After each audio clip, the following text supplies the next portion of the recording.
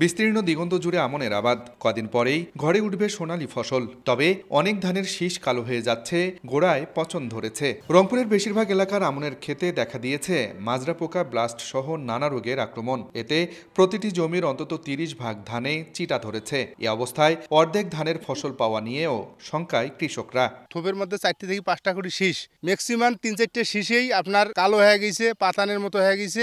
বাইরে হওয়ার সাথে সাথে এই ধানের এই যে কালো কালো দাগ আসতেছে, এটার ওষুধ অনেক দিচ্ছি, দেওয়ার পরে কিন্তু এটা সারতেছে না। ওষুধ দেওয়ার পরও মনে করে এই সমস্যা হচ্ছে। ধান কাটার আগ মুহূর্তে এমন বিপর্যয়ে দিশাহারা চাষিরা। 5 থেকে 6 দফা কীটনাশক প্রয়োগ করেও সুফল মিলছে না বলে জানান তারা। দোন প্রতি 10-12 মন হতো, সেখানে 5 মনও হবার নাই।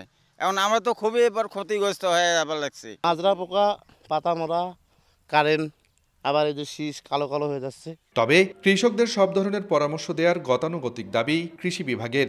আমরা কৃষকদেরকে সঠিক সময় পরামর্শ দিচ্ছি যে তারা এরকম কোনো স্পট ধানে দেখা দিলে দেওয়ার আগেই তারা যেন স্প্রে দেয়। তাপমাত্রা যখন বেশি তখন কিন্তু আমরা বলি যে জমিতে পানি ধরে রাখার জন্য।